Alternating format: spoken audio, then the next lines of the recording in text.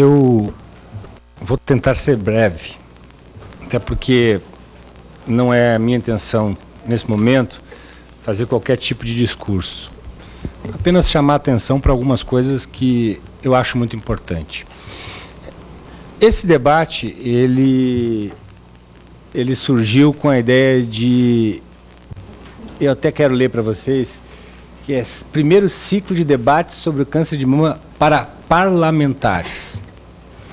E aí nós podíamos fazer uma avaliação, tipo, poxa, nós temos aqui hoje menos de 1%, ou talvez 1% dos parlamentares, são 513 deputados aqui.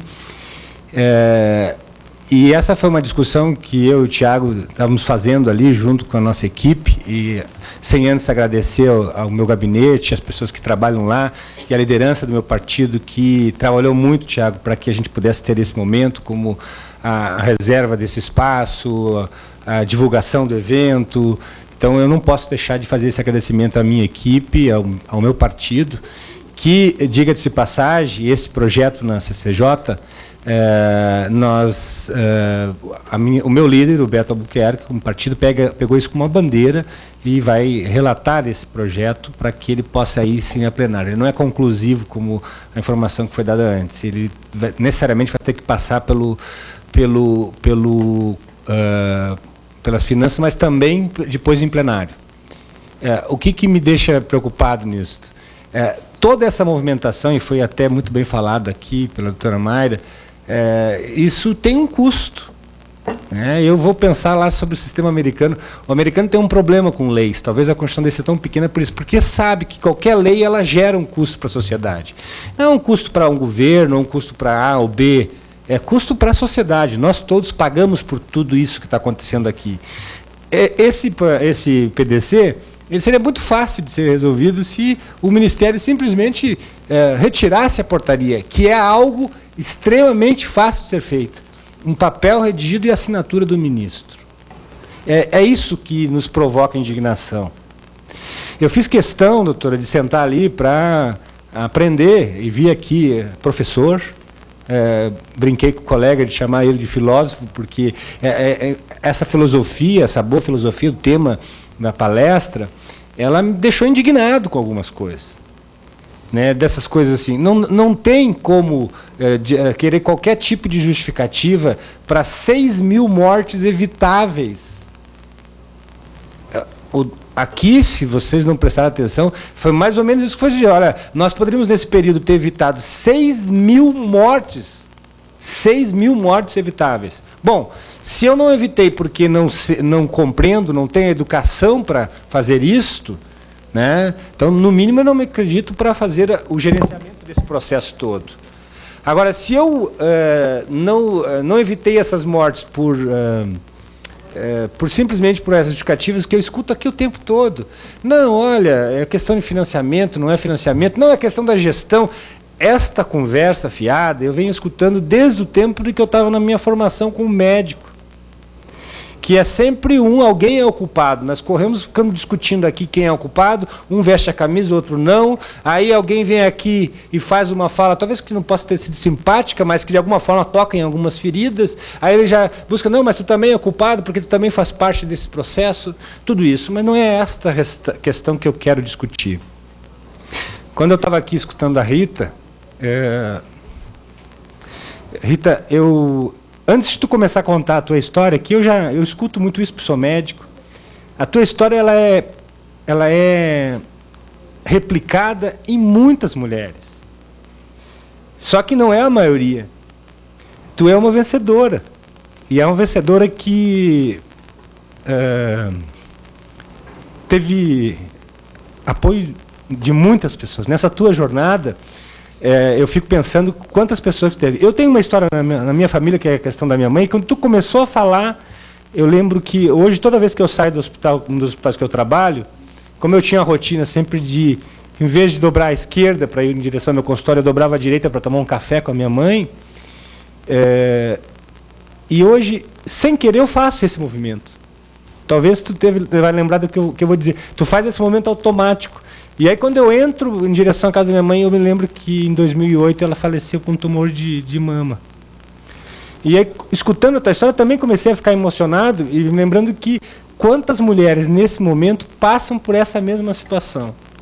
É por isso que nós temos que parar de fazer o discurso, né, e tentar ser eficaz. Eu, de formação, sou cirurgião, e o cirurgião, infelizmente, é muito prático. Tem que entrar no abdômen e tirar o apêndice. Não adianta.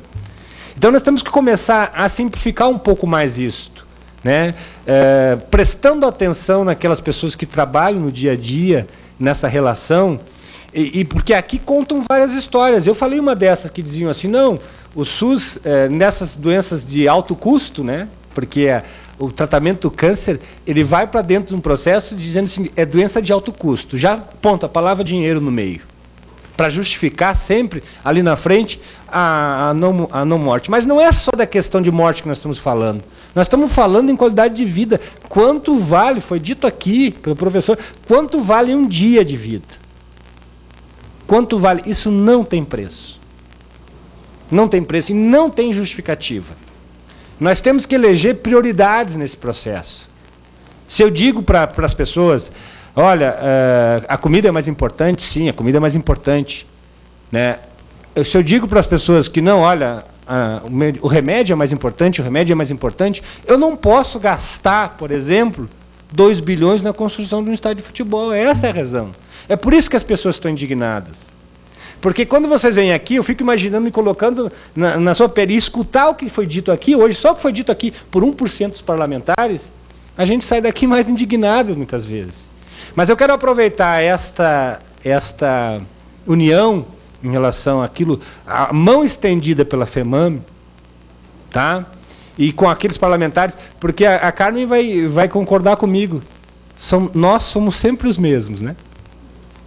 Nós que estamos sempre lá na Comissão de Seguridade, nós aqui aprovamos projetos, ainda bem que nós conseguimos fazer o relatório do teu projeto maravilhoso, mas praticamente são sempre os mesmos que trabalham nesse processo. Então eu quero fazer aqui, pedir para todos, nós precisamos de mobilização.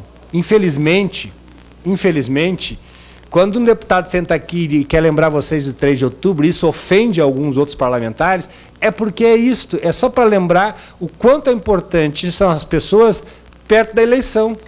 Porque depois nós escutamos presidentes e presidentes, eu não quero falar de partido, que bati no peito, a saúde é tão importante que é eu a que vou comandar isso mais à frente. E depois aparecem desculpas. Simplesmente um ministro que pode assinar uma portaria que retira todo um custo feito aqui, toda uma movimentação em cima de um projeto maravilhoso que a Carmen teve que fazer, porque senão nós vamos ter as mulheres aí com dificuldade de acesso. Aquilo que foi colocado aqui, a educação, eu acho que é a razão mais importante para nós estarmos assim, com números diferentes dos Estados Unidos.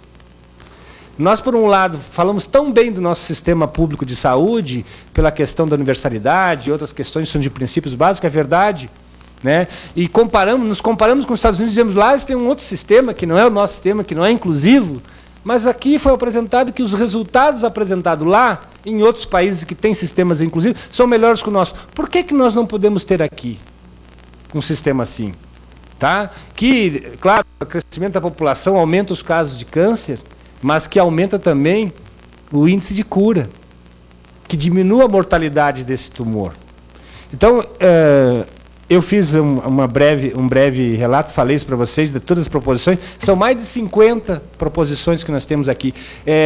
A assessoria ontem, assim, resultado da pesquisa e projeto de leis e outras proposições sobre a questão câncer. A palavra é câncer de mama. Foram encontrados 54 itens.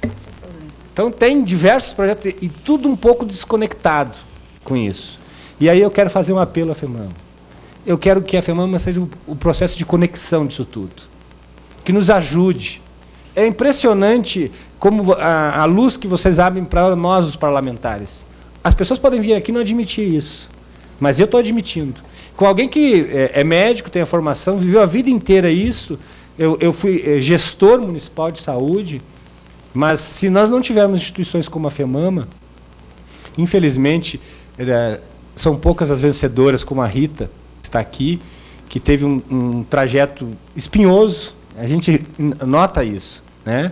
E aí me chama a atenção, eu não sei se nós temos aqui algum homem, né, na condição de vocês sabem que isso é perfeitamente possível, mas eu não vejo homens aqui. né? Muitos passaram por situação parecida com a Rita, mas não vêm aqui.